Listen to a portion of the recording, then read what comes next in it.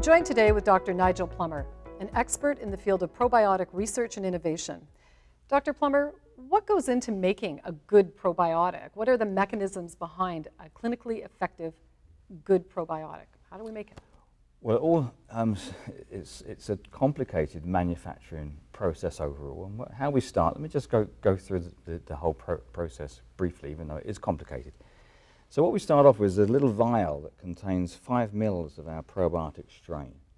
And we then put that into a series of inoculum vessels, and we basically grow it almost like in a soup.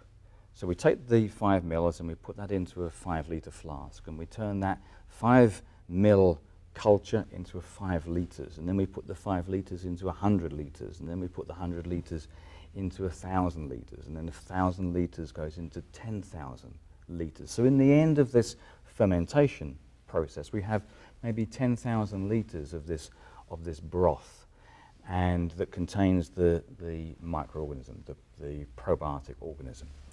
Then what we have to do, because it's in 10,000 litres, it's in a dilute form.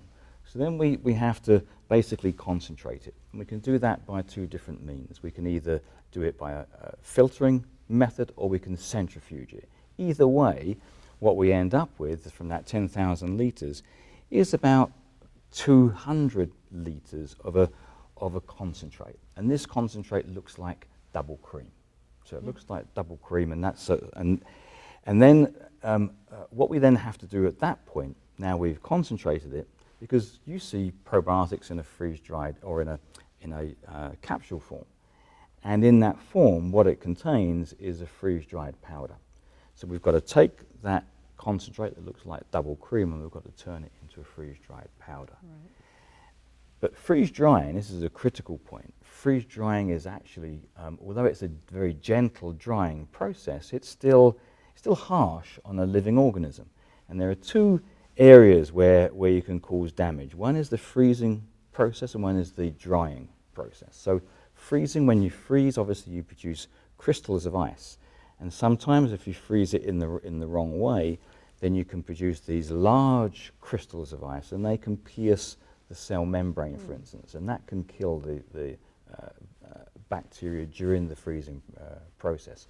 So what we do during that is we add salts to help the freezing process and to decrease the ice crystal size. And these salts might be saline, for instance, or a phosphate salt. So a phosphate buffered saline is the type of thing that we would use to decrease crystal size during the freezing process.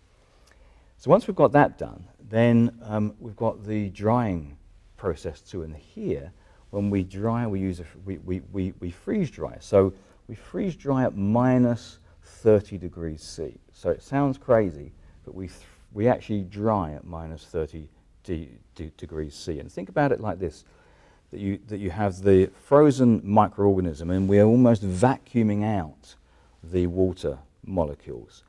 And when we do that, the 3-dimensional structure, because water molecules hold the 3-dimensional structure of the proteins in the cell, and they hold them in that structure.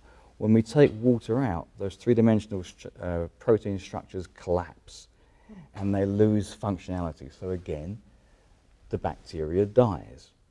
So what we've found is that there are certain sugars, sucrose and trehalose, that are perfect, that when we start to take water out from the drying cell, that the sucrose and trehalose molecules, they fit back in, almost like scaffolding.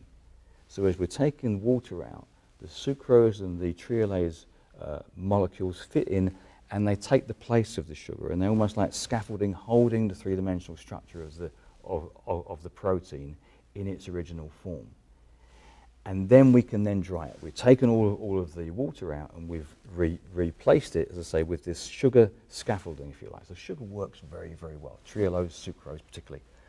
And then when the organism, when the probiotic is reconstituted again, when there's water available, what happens, the water kind of comes in, it comes gushing in, and as it does that, the sugars are released from the 3-dimensional structure, and the water replaces the sugar, and it's almost like scaffolding being replaced by Dismantled. scaffolding. Right. And so it works fantastically well. And we've understood that now over the last 4 or 5 years, and it's made a major difference in terms of survival of probiotics during this whole manufacturing process.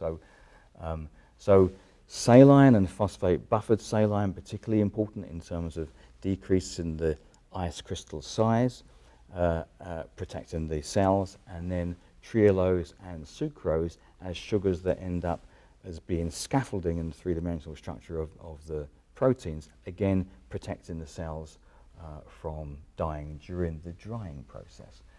And that's basically how we do it. So then we come out of the freeze dryer comes this concentrated powder, and that's what goes into the freeze dry capsules.